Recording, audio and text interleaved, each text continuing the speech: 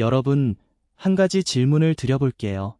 살면서 너무 두렵고 무서운 순간, 도망가고 싶은 순간이 있었나요? 그런데 그 두려움을 피하지 않고 오히려 그 자리에서 밤새 씨름하며 버텨낸 사람이 있다면 어떨 것 같으세요? 그것도 상대가 그냥 사람이 아니라 신비로운 존재와 씨름을 했다면요? 오늘은 성경 역사상 가장 극적이고 신비로운 밤을 보낸 한 남자의 이야기를 들려드리려 해요. 바로 창세기 32장, 야곱의 이야기입니다. 이 이야기는 단순한 옛날 이야기가 아니에요. 두렵고 떨리는 순간에 우리가 어떻게 해야 하는지를 온몸으로 보여주는 정말 감동적인 이야기랍니다. 자, 그럼 함께 가보실까요? 먼저 오늘 이야기의 배경을 잠깐 짚고 넘어갈게요. 야곱이라는 사람 혹시 기억하시나요? 야곱은 이삭의 아들이고 아브라함의 손자예요. 이 야곱이 젊었을 때 정말 큰 잘못을 저질렀어요. 쌍둥이 형 에서를 속여서 아버지의 축복과 장자, 그러니까 집안의 마지로서 가지는 권리와 유산을 가로챈 거예요. 당연히 에서는 엄청나게 화가 났죠. 야곱을 죽여버리겠다고 할 만큼요. 야곱은 목숨이 두려워 멀리 외삼촌 라반이 있는 땅으로 도망쳤어요. 그렇게 무려 20년이 흘렀습니다. 20년 동안 야곱은 외삼촌 집에서 일하고 결혼하고 자녀들도 얻고 재산도 많이 모았어요. 그런데 이제 하나님께서 야곱에게 말씀하셨어요. 고향으로 돌아가라고요. 야곱은 드디어 집으로 돌아가는 길을 떠납니다. 그런데 문제가 있어요. 집으로 가려면 형 에서가 사는 땅을 지나야 해요. 20년 전에 자기를 죽이려 했던 그 형 에서를 다시 만나야 한다는 거죠. 과연 에서는 야곱을 용서했을까요? 아직도 화가 나 있을까요? 야곱의 마음은 점점 불안해지기 시작합니다. 바로 그 긴박한 순간 창세기 32장이 시작됩니다. 장면 1. 천사들과의 만남. 야곱이 길을 걷고 있는데 갑자기 하나님의 천사들이 야곱 앞에 나타났어요.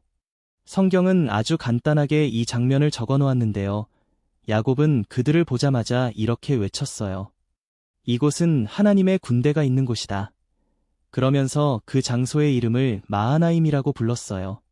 마하나임은 히브리어로 두 군대 또는 두 진영이라는 뜻이에요. 생각해보면 이 장면이 참 의미심장해요. 야곱은 형 에서가 두려워서 잔뜩 긴장하며 걷고 있었을 거예요. 그런데 하나님은 그 순간 야곱에게 눈에 보이지 않는 하늘의 군대가 함께하고 있다는 걸 보여주신 거예요. 야곱아, 너 혼자가 아니야. 내가 너와 함께 있어 라고 말씀하시는 것 같았죠. 하지만 이 감동도 잠시, 야곱은 곧 현실적인 문제와 마주하게 됩니다. 장면 2. 에서가 온다. 두려움이 밀려오다 야곱은 형 에서에게 미리 소식을 전하기 위해 전령들을 앞서 보냈어요. 전령은 쉽게 말해서 메신저, 소식을 전달하는 사람이에요.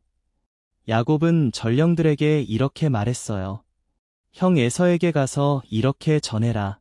나 야곱이 20년 동안 외삼촌 라반의 집에 있었고 소와 나귀와 양떼와 남녀종들을 가지고 있습니다. 형님께 이 소식을 전해드리고 형님의 은혜를 바랍니다. 야곱이 형에게 먼저 손을 내민 거예요. 자기가 잘 지내고 있다는 것도 알리고 형의 마음을 풀어보려는 시도였죠. 그런데 전령들이 돌아와서 전한 소식은 야곱을 공포로 몰아넣었어요. 형님 에서가 400명을 거느리고 직접 마중을 나오고 있습니다. 400명이요. 그냥 반갑게 만나러 오는 사람이 400명을 데리고 오지는 않잖아요. 야곱은 직감했어요. 형이 나를 치러 오는 거구나. 심장이 쿵 내려앉았을 거예요. 성경은 이때 야곱의 상태를 이렇게 표현해요. 야곱은 크게 두렵고 답답하였다. 20년 전의 기억이 생생하게 떠올랐을 거예요. 형의 분노한 얼굴, 반드시 야곱을 죽이겠다고 했던 그 말들, 그 공포가 다시 밀려온 거예요. 야곱은 어떻게 했을까요? 도망쳤을까요?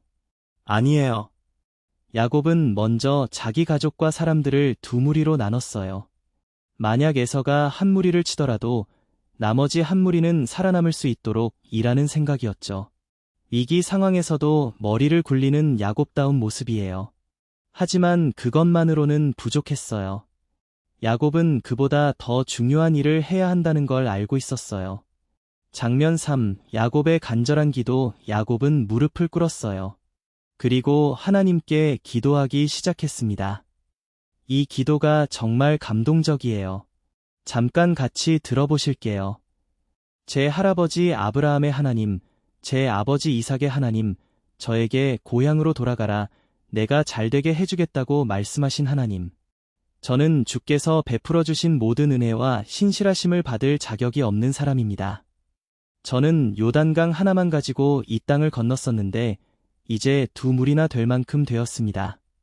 제발 형에서의 손에서 저를 구해주세요. 저는 형이 두렵습니다. 형이 와서 저와 아이들과 어머니들을 칠까봐 두렵습니다. 주께서 전에 말씀하셨잖아요.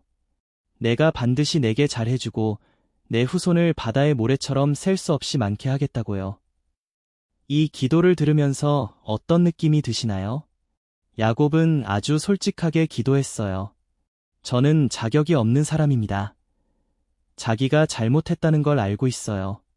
속이고 빼앗고 도망쳤던 자기 과거를 부정하지 않아요. 그러면서도 하나님의 약속을 붙잡아요. 당신이 약속하셨잖아요. 그 약속을 믿고 이렇게 구합니다 라고요. 이게 진짜 기도의 모습 아닐까요? 완벽한 척하는 게 아니라 있는 그대로 솔직하게, 그러면서 하나님의 말씀을 의지하는 것. 야곱의 기도는 하나님의 마음을 움직였을까요? 이야기는 계속됩니다. 장면 4. 야곱의 선물 작전 기도를 마친 야곱은 또 한 가지 준비를 했어요. 형 에서에게 보낼 엄청난 선물을 준비한 거예요. 어느 정도였냐면요. 염소 200마리, 순염소 20마리, 암양 200마리, 순양 20마리, 낙타 30마리와 새끼들, 암소 40마리, 황소 10마리, 암낙이 20마리, 순낙이 10마리. 그것도 그냥 한꺼번에 보내는 게 아니었어요. 야곱은 이것들을 여러 무리로 나눠서 조금씩 간격을 두고 앞서 보냈어요. 그리고 각 무리를 이끄는 종들에게 이렇게 시켰어요. 에서 형님이 이게 누구 거냐고 물으면 이렇게 대답해라. 야곱의 것입니다.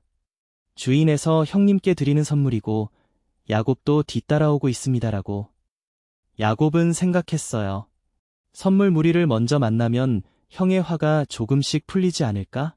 첫 번째 무리를 만나고 두 번째 무리를 만나고 세 번째 무리를 만나다 보면 나를 만났을 때쯤엔 기분이 많이 나아져 있지 않을까? 이게 야곱이에요. 믿음도 있고 기도도 하지만 동시에 현실적으로 최선을 다해서 준비도 해요. 기도했으니까 다 알아서 되겠지 하고 손 놓는 게 아니라 기도하면서도 할 수 있는 모든 준비를 다 하는 거예요.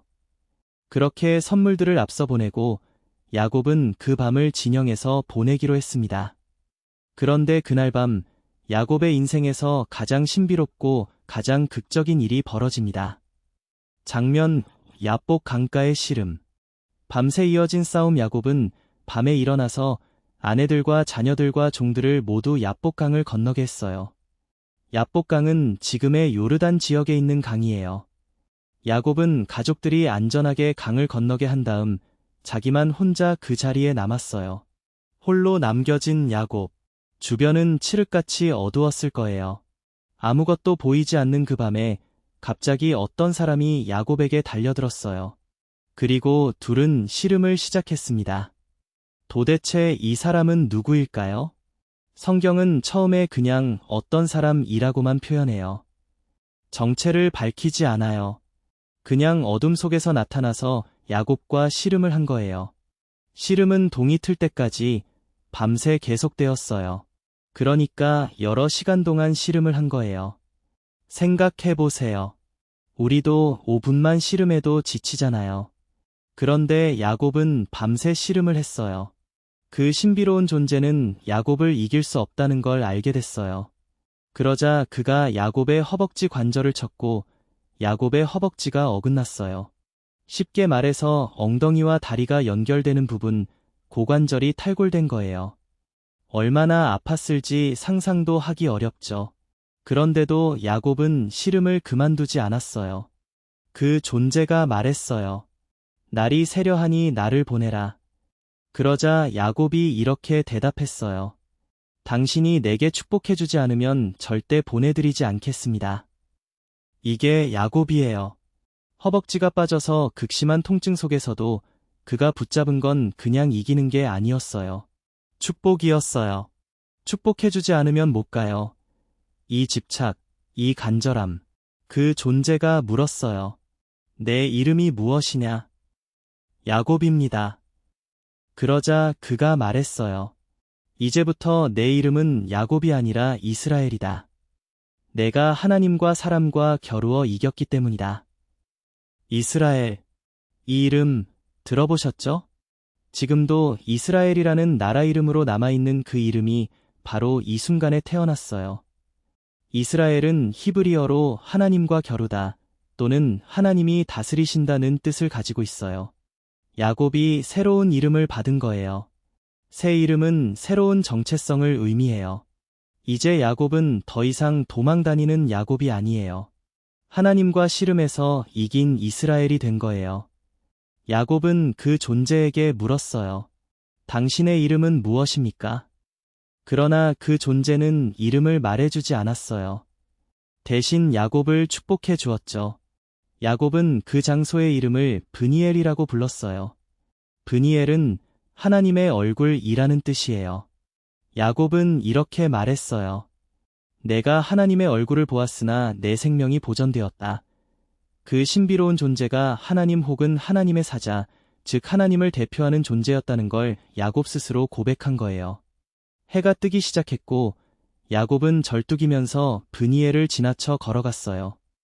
그 이후로 이스라엘 사람들은 허벅지 관절의 힘줄을 먹지 않는 전통이 생겼어요. 그날 야곱의 허벅지 관절이 다쳤던 그 자리를 기억하기 위해서요.